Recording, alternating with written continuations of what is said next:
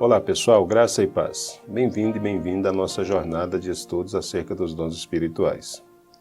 Estamos dando sequência a uma nova proposta de abordagem acerca dos dons espirituais, tratando sobre dons que, apesar de não estarem listados nas Escrituras, se manifestaram no início da história da Igreja e ainda se manifestam na atualidade. Nos 2 últimos vídeos, falei sobre o dom de missionário e o dom de solteirice ou do celibato. Apresentei as definições e as características desses dons e mostrei possibilidades de usos, alguns perigos que os rodeiam e maneiras de desenvolvê-los. Se você não assistiu a esses vídeos, não deixe de conferir o conteúdo deles. O link aparece logo abaixo na descrição. Atendendo ao pedido da Jéssica Vera Cruz, uma das pessoas inscritas em nosso canal, no vídeo de hoje vou tratar sobre o dom da intercessão. A Jéssica pergunta: a intercessão é um ministério, um dom ou um dever de todo cristão? Me acompanhe até o final desse vídeo e você obterá respostas para essas questões. Se você tem dúvidas sobre algum dom espiritual e quer que eu trate sobre ele nesta série, faça como a Jéssica. Registre seu pedido nos comentários abaixo. Eu terei o maior prazer em atender você. Se esse canal tem abençoado a sua vida e você ainda não se inscreveu nele, inscreva-se agora mesmo e compartilhe esse link com outras pessoas que você gostaria que fossem abençoadas também. Não se esqueça de deixar o seu like, o seu joinha e nos comentários registre suas experiências com os dons espirituais. Sua participação é muito importante para nós. Ative o sininho para não perder nenhum dos novos vídeos publicados semanalmente em nosso canal. Antes de tratar sobre o dom da intercessão, é muito importante ressaltar que princípios utilizamos para fazer essa exposição. Nossa abordagem parte do princípio de que um dom espiritual é uma competência sobrenatural que o Espírito Santo concede ao membro do corpo de Cristo com o propósito de edificar a Igreja. Portanto, vamos encontrar nas Escrituras e fora delas muitos outros dons além daqueles que estão listados em 1 Coríntios 12, Romanos 12 e Efésios 4, que têm origem no Espírito Santo e que, por isso, cumprem seus respectivos propósitos ao trazer edificação para o corpo de Cristo, a igreja local. Dando início à nossa abordagem de hoje, você já ouviu falar sobre o dom da intercessão? Será que intercessão é um ministério, um dom ou um dever de todo cristão? O que a Bíblia diz sobre isso? No primeiro momento, poderíamos dizer que as 3 possibilidades de respostas são verdadeiras para definir intercessão. Como isso é possível? Se pensarmos no significado bíblico de ministério, que é serviço prestado a Deus, podemos afirmar que intercessão é ministério, é um serviço que um cristão presta a Deus, colocando-se diante dele pelo outro. Como serviço prestado a Deus, a intercessão é um dever de cada cristão. Em 1 Pedro, capítulo 2, versículo 9, é dito que o cristão é sacerdócio real, uma clara alusão à responsabilidade que cada pessoa tem de interceder pelos outros. Esse fenômeno, em que todos os cristãos são responsabilizados por desempenhar determinada tarefa, é denominado função universal. Se intercessão é ministério ou serviço, e se cada cristão tem a função universal, o dever de interceder pelos outros, o que significa então o dom da intercessão? Comecemos com uma definição. O dom da intercessão é uma competência especial que o Espírito Santo concede a alguns membros do corpo de Cristo, que os habilita a orar regularmente por longos períodos de tempo, por pedidos específicos, e a experimentar respostas diretas a essas orações no nível muito superior à média dos cristãos. A Bíblia apresenta várias referências de pessoas que possuíam esse dom e muitas exortações sobre a importância da intercessão. Entre os grandes líderes que encontramos no Antigo Testamento, Moisés é provavelmente o personagem que mais se dedicou à intercessão e o que mais teve experiências nessa área. Eu poderia citar dezenas de referências que comprovam isso, mas o tempo não permite fazê-lo. Só para ilustrar, veja o registro que encontramos em Êxodo, capítulo 32, versículos de 1 a 4, que é o contexto para os versículos de 9 a 14 do mesmo capítulo. texto diz: Mas vendo o povo que Moisés tardava em descer do monte, acercou-se de Arão e disse-lhe: Levanta-te, faze-nos deuses que vão adiante de nós. Porque quanto a este Moisés, o homem que nos tirou da terra do Egito, não sabemos o que lhe sucedeu. E Arão lhes disse: Arrancai os pendentes de ouro que estão nas orelhas de vossas mulheres e de vossos filhos e de vossas filhas e trazei-mos. Então todo o povo arrancou os pendentes de ouro que estavam nas suas orelhas e os trouxeram a Arão. E ele os tomou das suas mãos e trabalhou o ouro com um buril e fez dele um bezerro de fundição. Então disseram: Este é teu Deus, ó Israel, que te tirou da terra do Egito. Agora, observe os versos de 9 a 14 deste mesmo capítulo 32. Até aqui nós vemos um povo que saiu do Egito.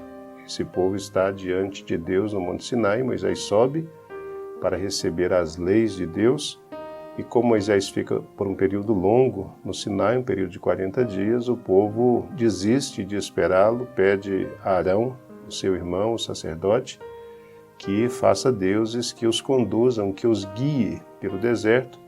E o que nós observamos aí é que poucos meses depois da saída do povo de Israel do Egito, esse povo já se desvia, já se distancia de Deus, já abandona o Deus vivo e verdadeiro e se volta para ídolos.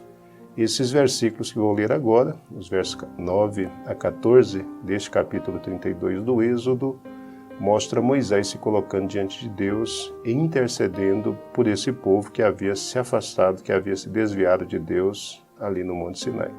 O texto diz o seguinte: Disse mais o Senhor a Moisés: Tenho visto este povo, e eis que é povo de dura cerviz. Agora, pois, deixa-me, para que o meu furor se acenda contra ele e o consuma, e eu farei de ti uma grande nação. Moisés, porém, suplicou ao Senhor seu Deus e disse: Ó Senhor, por que se acende o teu furor contra o teu povo, que tiraste da terra do Egito, com grande força e com forte mão?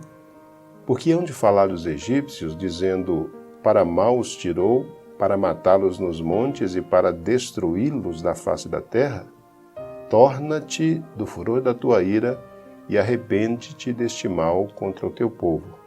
Lembra-te de Abraão, de Isaque e de Israel, os teus servos, aos quais por ti mesmo tens jurado, e lhes disseste: Multiplicarei a vossa descendência como as estrelas dos céus, e darei à vossa descendência toda esta terra de que tenho falado, para que a possuam por herança eternamente. Então, como resposta à intercessão de Moisés, o Senhor arrependeu-se, mudou de ideia do mal que dissera que havia de fazer ao seu povo. Neemias é outro exemplo no Antigo Testamento de uma pessoa que possuía o dom da intercessão. Seu livro inteiro é marcado por frequentes súplicas e intercessões.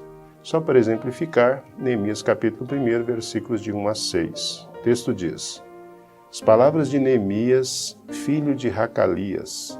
E sucedeu no mês de Quislev, no ano 20º, estando eu em Suzã, a fortaleza, que veio Hanani, um de meus irmãos, ele e alguns de Judá.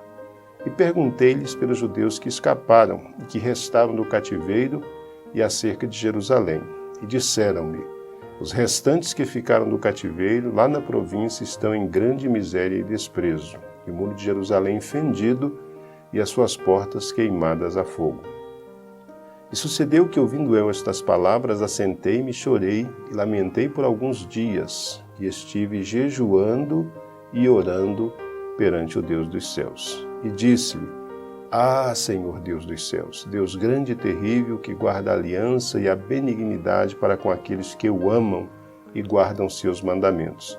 Estejam, pois, atentos os teus ouvidos e os teus olhos abertos para ouvires a oração do teu servo, que eu hoje faço perante ti, dia e noite, pelos filhos de Israel, teus servos.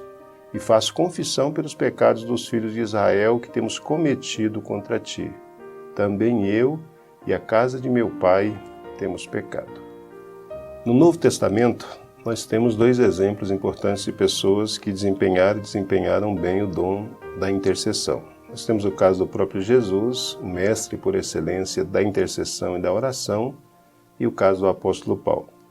Uma oração comumente conhecida como oração sacerdotal, João capítulo 17, a partir dos versos 1 a seguir, talvez seja uma das orações mais belas registradas nas Sagradas Escrituras feitas por Jesus. Algumas partes dessa oração vou compartilhar com você, por exemplo, João capítulo 17, versículos 8 a 9. Aí a gente vê Jesus desempenhando o ministério e papel de intercessão. O texto diz: porque lhes dei as palavras que tu me deste, e eles as receberam e têm verdadeiramente conhecido que saí de ti e creram que me enviaste. Eu rogo por eles, não rogo pelo mundo, mas por aqueles que me deste, porque são teus. Mesmo capítulo 17 de João, versos 20 e 21, Jesus continua dizendo: e não rogo somente por estes, mas também por aqueles que pela tua palavra hão de crer em mim, para que todos sejam um, como tu, ó Pai, o és em mim, e eu em ti, que também ele seja um em nós, para que o mundo creia que tu me enviaste. Hebreus capítulo 7, versículos 22 a 25, declara a respeito de Jesus: de tanto melhor aliança, Jesus foi feito fiador, e na verdade aqueles foram feitos sacerdotes em grande número, porque pela morte foram impedidos de permanecer. Mas este, Jesus, porque permanece eternamente, tem um sacerdócio perpétuo. Portanto, pode também salvar perfeitamente os que por ele se chegam a Deus, e aqui novamente o ministério de Jesus de intercessão, sendo desempenhado inclusive nos nossos dias. O texto finaliza dizendo: vivendo sempre para interceder por eles. O apóstolo Paulo foi outra pessoa dotada pelo Espírito Santo com o dom da intercessão. Observe alguns trechos de seus muitos escritos. Aos Efésios, capítulo 1, versos 15 e 16, ele disse: não deixo de dar graças por vocês, mencionando-os em minhas orações. Aos Filipenses, no capítulo 1, versículos de 1 a 6, ele disse: em todas as minhas orações e a favor de vós, sempre oro com alegria. Aos Colossenses, capítulo 1, versículos de 1 a 6, Paulo declarou: sempre agradecemos a Deus, o Pai de nosso Senhor Jesus Cristo, quando oramos por vocês. E aos Tessalonicenses, capítulo 1, versos de 1 a 4, ele vai dizer: sempre damos graças a Deus por vocês, mencionando-os em nossas orações. Esses são apenas alguns trechos dos muitos escritos paulinos que demonstram o apreço que o apóstolo Paulo tinha pela oração de intercessão pelas cidades, pelos líderes, pelas pessoas a quem ele havia primeiramente apresentado o Evangelho e que depois, continuamente, constantemente, ele fazia questão de orar e de interceder por eles. Na história do cristianismo, nós encontramos muitos líderes que se destacaram como intercessores, como, por exemplo, Martinho Lutero, John Wesley, Dave Brainerd, Madame Guillaume, dentre inúmeros outros. Na atualidade, um dos líderes que mais se destacaram na prática da intercessão foi David Paul Yong-Cho. Hoje, com 85 anos de idade, ele está vivo, pastor da Igreja do Evangelho Pleno em Seul, na Coreia do Sul, uma das maiores igrejas do mundo. Aqui do lado eu compartilho com você uma imagem do pastor David Paul Yong-Cho. Apesar de algumas controvérsias, é inegável o fato de que esse líder foi agraciado por Deus com o dom de intercessão. Ele conta em suas biografias e em seus muitos escritos dos longos períodos de tempo, horas e horas e horas e horas de oração de intercessão por sua igreja, pelos missionários mundo afora, pelo seu povo, para que houvesse conversão.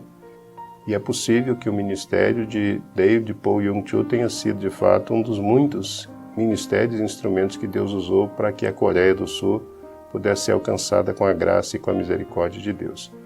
Se você quiser conhecer um pouco mais sobre ele, eu recomendo a leitura do livro Oração, a Chave do Avivamento. Quais são as possibilidades do uso do dom de intercessão? O dom de intercessão pode ser usado em grupos de oração, intercessão por pedidos concretos, liderança de vigílias de oração, ministério de oração em eventos, missão local e transcultural, e etc. Que perigos rodeiam o dom de intercessão? Algumas pessoas que possuem o dom da intercessão caem no erro da projeção de dons, ou seja, fazem com que aqueles que não possuem o mesmo dom sintam-se inferiorizados como se fossem menos espirituais que eles. Isso é um grande erro. Algumas pessoas com o dom da intercessão, que experimentaram respostas concretas às suas orações, tendem a orar onde talvez tivessem que agir. Fique atento. Algumas dicas importantes para o desenvolvimento do dom da intercessão. Faça uma lista de pedidos de oração concretos. Ore por eles e acompanhe as respostas. Tenha um tempo pré-estabelecido em sua agenda diária para dedicar-se à intercessão. Tenha um local reservado em sua casa onde você possa dedicar-se à intercessão sem interrupções. Agende alguns períodos durante o ano para retiros espirituais onde você possa dedicar mais tempo à oração e ao jejum. E aí, você se identificou com esse dom? Se a resposta for positiva, dedique-se à prática da intercessão e veja os resultados concretos de seus clamores. Se esse ainda não é o seu dom, continue firme no propósito de conhecer melhor os dons espirituais até descobrir aquele que Deus reservou para você. Continuaremos juntos nessa jornada. Vejo você no próximo encontro. Que o Senhor te abençoe e te guarde. Shalom. Paz.